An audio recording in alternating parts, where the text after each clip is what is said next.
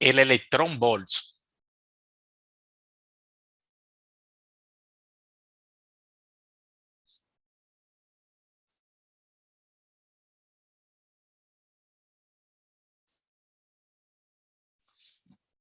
El electrón volts es una cantidad de energía, es una unidad de medida de energía que se utiliza con mucha frecuencia en la física y básicamente es la energía asociada a un electrón que está sometido a una diferencia de potencial de 1 volts. Es sabido que la variación de energía es igual que la carga por la variación o diferencia de potencial. V sub A menos V sub E. Y a partir de ahí podemos entonces definir el electrón voltio como un electrón volts, que es la energía asociada a una carga igual a la del electrón, que es 1.602 por 10 a la menos 19 coulomb, multiplicado por una diferencia de potencial de 1 volts. De modo entonces que un electrón volts es igual que 1.602 por 10 a la menos 19 joules, ya que el producto coulomb por volt es igual a joules. De ahí tenemos una equivalencia energética. Es muy común usar algunos submúltiplos del electrón volts. Puede ser milielectrón volts o mega electrón volts, giga electrón volts, tera electrón volts. En fin, se pudieran utilizar prefijos. ¿Cuánto sería un tera electrón volts?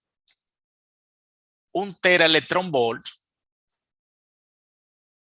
sería igual que 10 a la 12, que es el prefijo tera,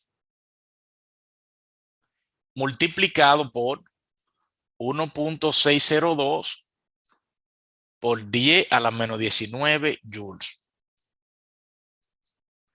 De modo que un teraelectrón volts es igual que 1.602 por 10 a la menos 7 joules.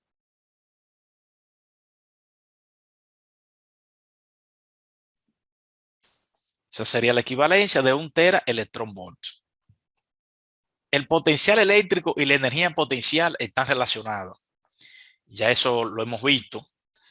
Es un aspecto interesante. La energía potencial es igual que la carga por el potencial.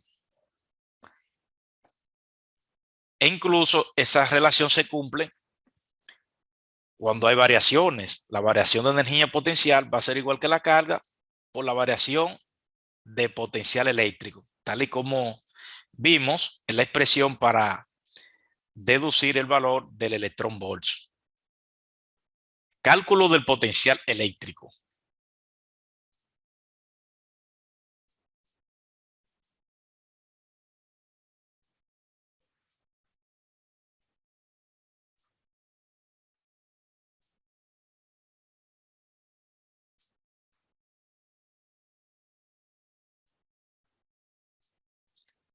Es sumamente importante hallar potenciales de alguna distribución de carga. Por ejemplo, para una carga puntual,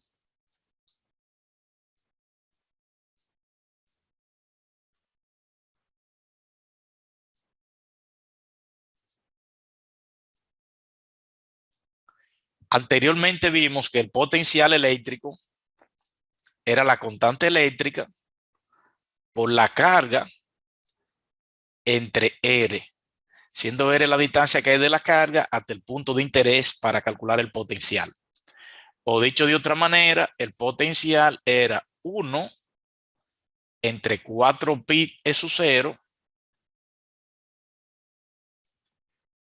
por la carga que genera dicho potencial entre la distancia que hay desde la carga hasta el punto de interés para el cálculo del potencial.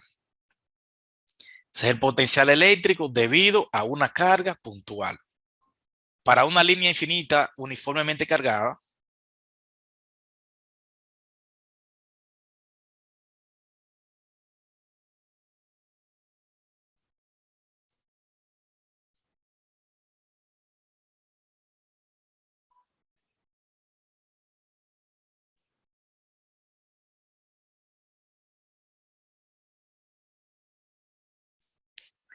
entonces podemos calcular el potencial eléctrico desde una posición R sub A hasta una posición R sub B. Por ejemplo, vamos a suponer que esta es la línea infinita. Estamos dibujando un tramo de la línea.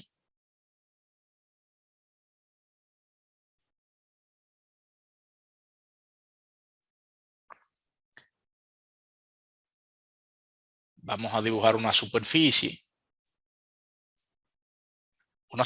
cilíndrica en torno al conductor.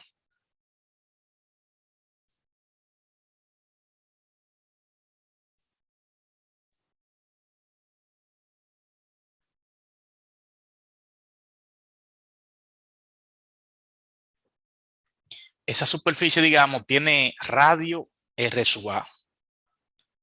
Distancia de la línea al contorno del cilindro color azul, R sub A. Vamos a dibujar ahora otra de mayor radio, concéntrica,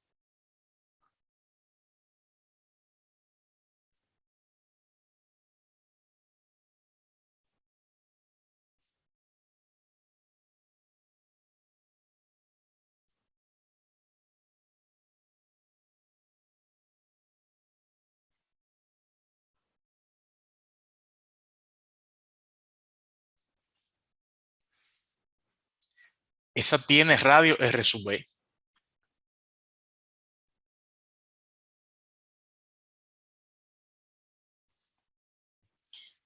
Y entonces, para hallar el potencial, podemos utilizar una de las ecuaciones que ya vimos anteriormente.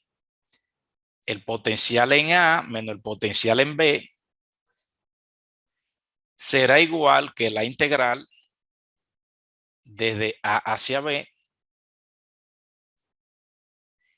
de el campo eléctrico multiplicado por el diferencial de trayectoria.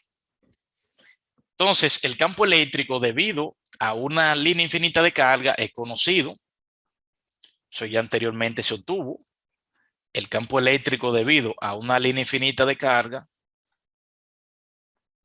es igual que lambda, o densidad lineal de carga que posee la línea, entre 2pi es su 0 por R en la dirección de R. Es decir, radial. Hemos considerado que la línea infinita de carga tiene carga positiva. Entonces, ella irradia línea de campo eléctrico en toda dirección.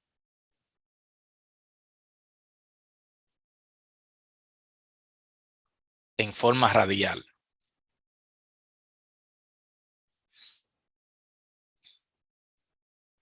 De modo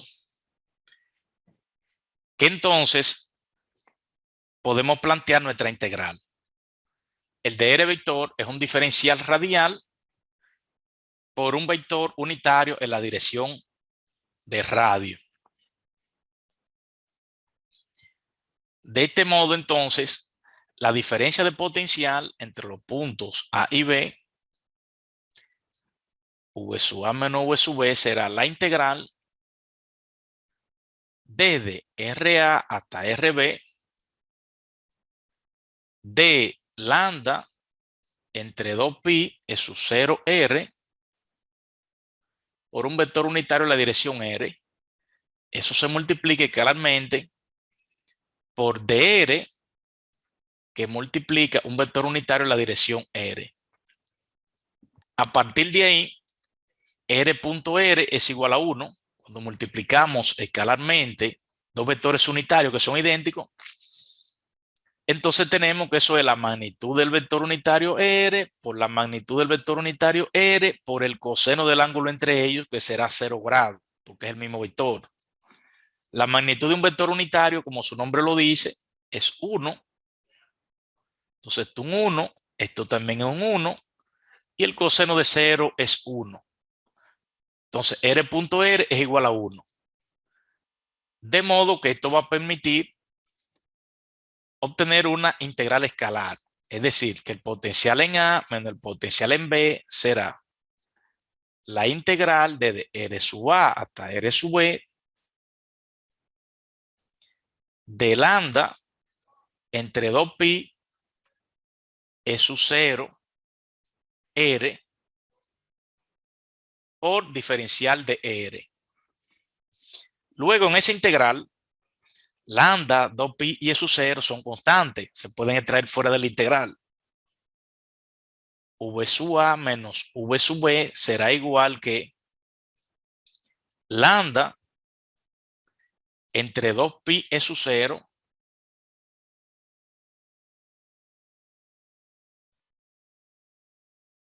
por la integral de DR hasta RB de 1 sobre R por diferencial de R.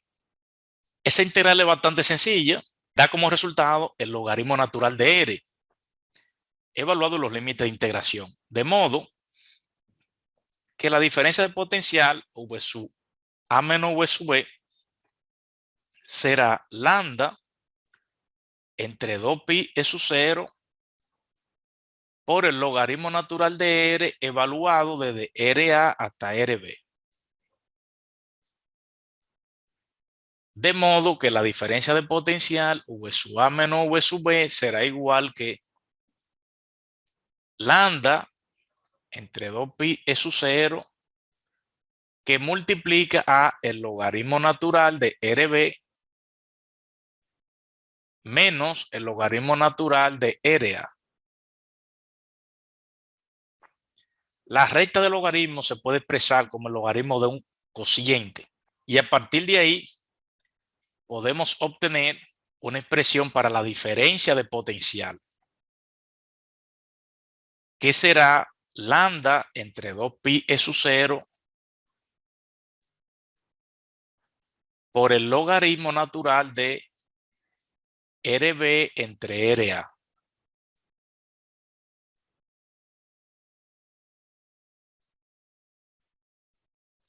Como esa distancia R son positivas, son distancias, entonces pudiera trabajar sin el valor absoluto sin ningún inconveniente. Pudiera trabajar sin el valor absoluto. Y si fijamos un potencial de referencia, un potencial 0, digamos, supongamos que el potencial en B fuese 0, entonces a partir de ahí podemos, sin pérdida de propiedad, tener entonces una expresión bastante interesante para el potencial en términos de R.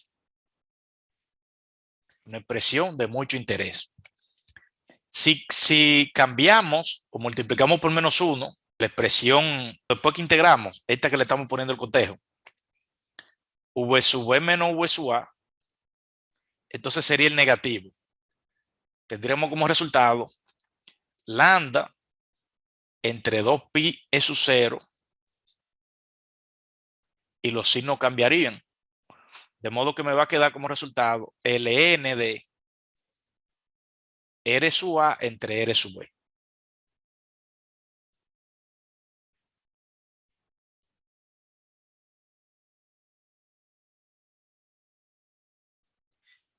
Entonces, si de repente suponemos, si para R sub A igual a R sub 0, el potencial en A es 0, entonces vamos a tener una expresión V sub B o potencial en B será lambda entre 2pi E sub 0 por el logaritmo natural de R0 entre RB. Y si esa B la dejamos abierta, vamos a decir que varíe, entonces la podemos expresar en términos general como potencial igual que lambda entre 2pi e su 0 por el logaritmo de R sub 0 sobre R. Es una expresión que con frecuencia se utiliza para hallar el potencial en un punto variable de una región radial. Es decir, vamos en un cilindro alejándonos de la línea infinita de carga una distancia R. Entonces, en función de ello, podemos obtener el potencial. Podemos calcular potencial de otros arreglos, no simplemente de línea infinita de carga. Podemos obtener el potencial debido a un anillo cargado.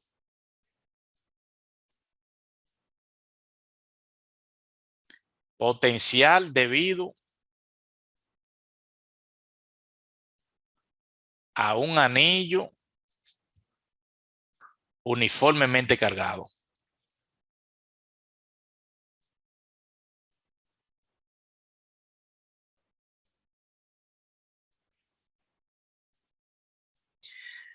Bueno, en este caso, este es realmente bastante simple de analizar. Si tenemos un anillo uniformemente cargado,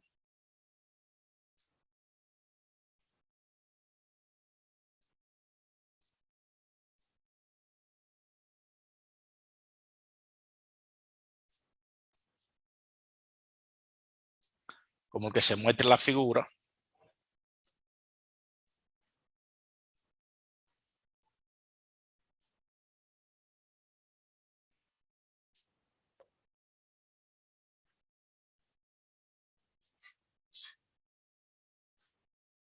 y un punto P, entonces suponga que queremos hallar el potencial en el punto P debido a ese anillo cargado.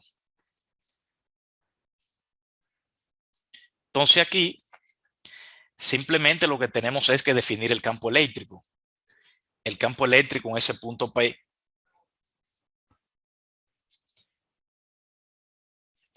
Y luego entonces a partir de ahí podemos hallar el potencial. Hallamos el potencial integrando. Tenemos que resolver una integral. Entonces para un elemento diferencial que esté aquí arriba,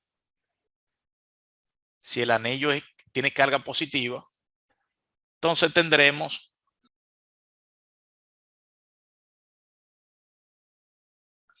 tenemos algo como sigue.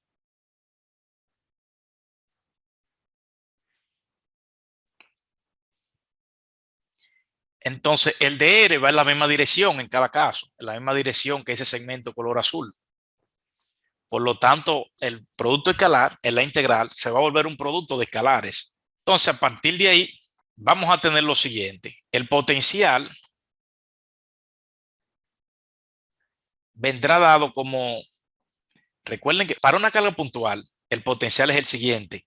1 entre 4pi es su 0 por la carga puntual entre R.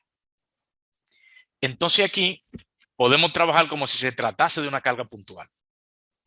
Y como esa R es fija para todas las cargas, entonces vamos a tener un potencial fijo, lo que simplifica el cálculo. Y en definitiva podemos trabajar como la sumatoria de infinitas cargas puntuales. Es decir, que el potencial será la integral de 1 entre 4pi de su 0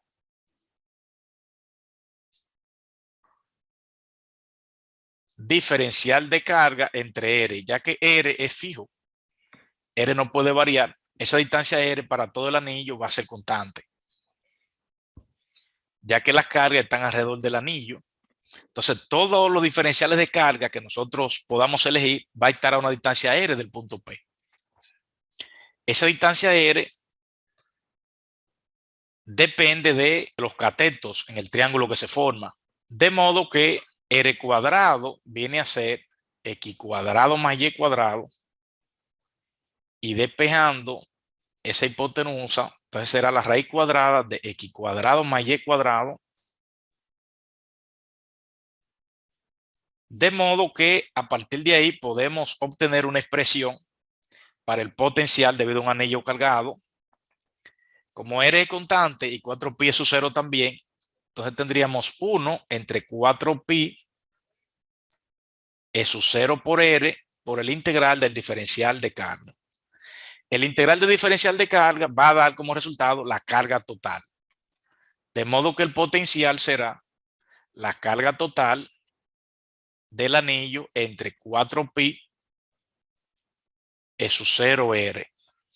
R ya vimos que es raíz de x cuadrado más y cuadrado, por tanto, el potencial se puede escribir como la carga total del anillo entre 4pi es su 0 por la raíz de x cuadrado más y cuadrado.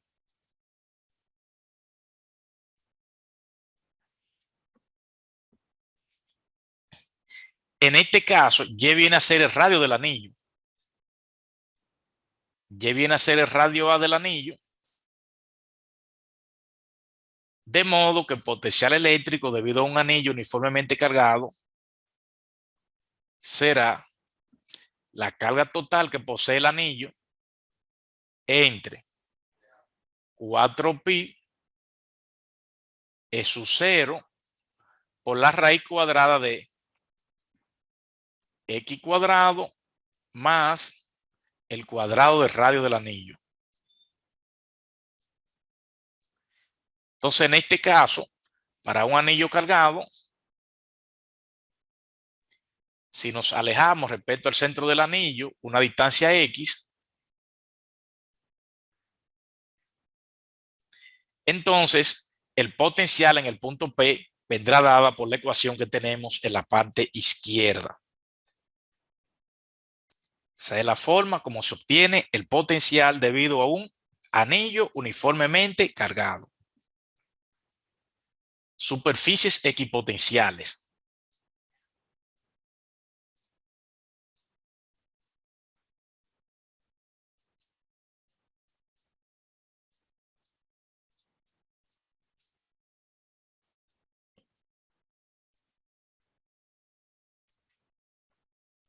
Son superficies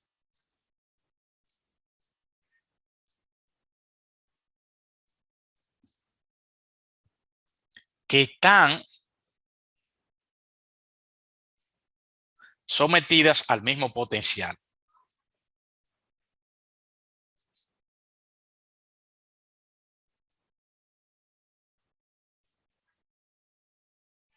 Es decir, el potencial en ella es constante. En la física eso tiene muchas aplicaciones y son muchos los problemas que asocian al tema de las superficies equipotenciales.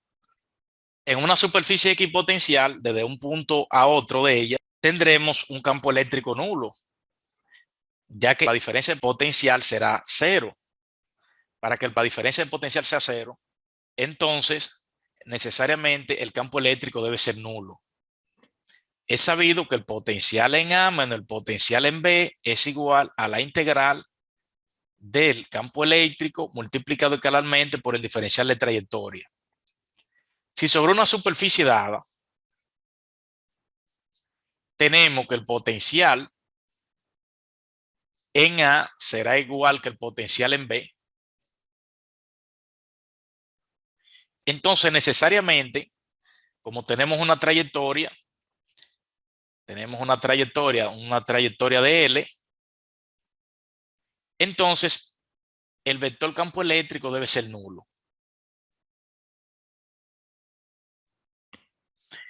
Ya que cuando recto cosas iguales, voy a tener un cero en la integral. Entonces la integral de E punto de L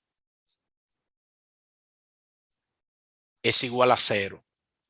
Siendo de L distinto de cero, tenemos dos posibilidades ahí solamente, que los vectores E y de L sean perpendiculares o que la magnitud del campo eléctrico sea cero. Son las dos únicas posibilidades para que ese producto escalar de cero. Y son perpendiculares el vector E y el vector punto de L, entonces ya tenemos un cero en la integral. Si no son perpendiculares, el vector E y el vector de L, entonces necesariamente el vector campo eléctrico tiene que ser nulo.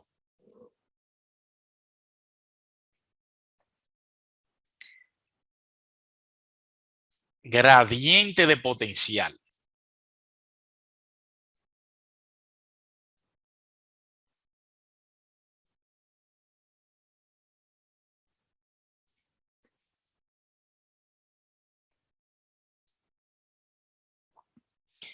Bien, vimos que la diferencia de potencial V sub A menos V sub B es el integral de E punto de L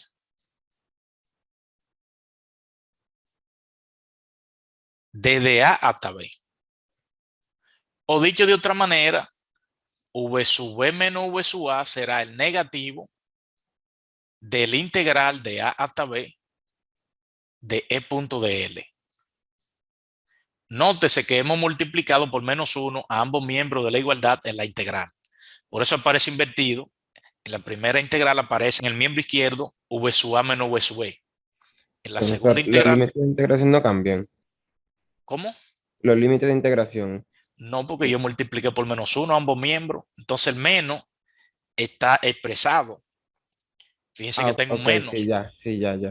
Entonces, lo interesante de esto es que podemos hacer un despeje. Básicamente aquí lo que tenemos es integral desde A hasta B del diferencial de V será el negativo del integral desde A hasta B del producto escalar del campo eléctrico y el diferencial de trayectoria. Entonces, a partir de ahí, vemos una relación entre el diferencial de potencial y el producto escalar del campo eléctrico y el diferencial de trayectoria. El despeje, en este caso, se hace a través de un operador denominado gradiente. Cuando vamos a despejar, el campo eléctrico viene a ser el negativo del gradiente de potencial. Esa ecuación tiene muchas aplicaciones. Es una forma de despejar en una integral de línea. El operador nabla es un operador vectorial. Es igual que parcial con respecto a X en la dirección del vector unitario Y más parcial con respecto a Y en la dirección del vector unitario J más parcial con respecto a Z en la dirección del vector unitario K. De modo entonces que el campo eléctrico viene a ser el negativo de la parcial del potencial con respecto a X en la dirección del vector unitario Y más la parcial del potencial con respecto a Y en dirección del vector unitario J más la parcial del potencial con respecto a Z en dirección del vector unitario K. Básicamente, podemos obtener una función vectorial a partir de una función escalar. El potencial es un escalar. Tenemos una función escalar. Entonces, a partir de esa función escalar del potencial, mediante el gradiente, podemos obtener la función vectorial campo eléctrico. Esa expresión es muy útil y para coordenadas cilíndricas y coordenadas esféricas tiene una notación diferente. En este curso no vamos a centrarnos en eso, pero ya en teoría electromagnética le van a hablar a ustedes de el gradiente en coordenadas cilíndricas y en coordenadas esféricas.